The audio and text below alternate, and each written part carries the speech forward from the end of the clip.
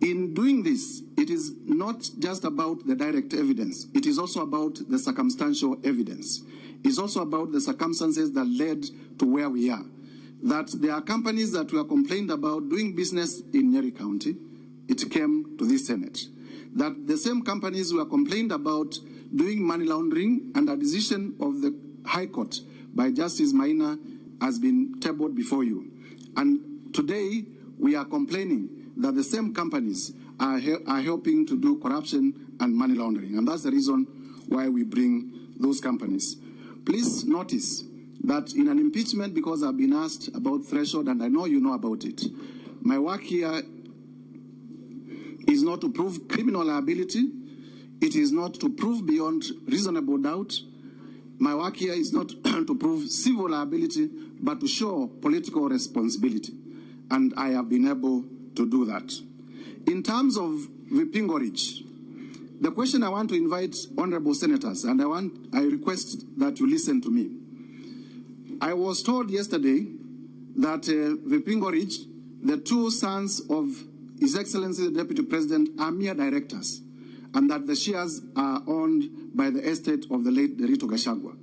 But then you ask yourself, all of you here, you have children, why would my brother's children own my estate and not my children? Why would my brother's children be the ones who are directors in my estate and not my own children? If you die today, will your children be the ones being directors of your properties, or it is the children of your brothers? Don't you see this is suspicious? It is obviously suspicious. Number two, in law, and I want to challenge anyone. An estate, what is an estate? An estate is the totality of your belongings. So, can an estate own an estate? It is administrators. We would expect that the executors in the estate who are named in the will are the ones who would have been named in the shareholding. And we know all these trick games that are being played around to hide ownership. And that, because I talked about circumstantial evidence, that is to be compared with the affidavit of Mr. Jomo, in terms of how Jomo was approached to be proxy in buying the property, and how Jahenda, the question that has been asked, is the one operating the accounts.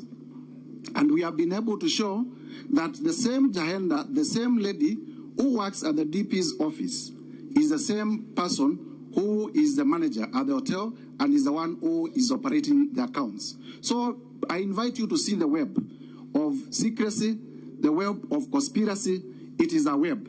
And this is why I said these are white-collar crimes. They are done by intelligent people. Sometimes it becomes very difficult to get direct evidence, but in the totality of the circumstances, it points to money laundering and corruption.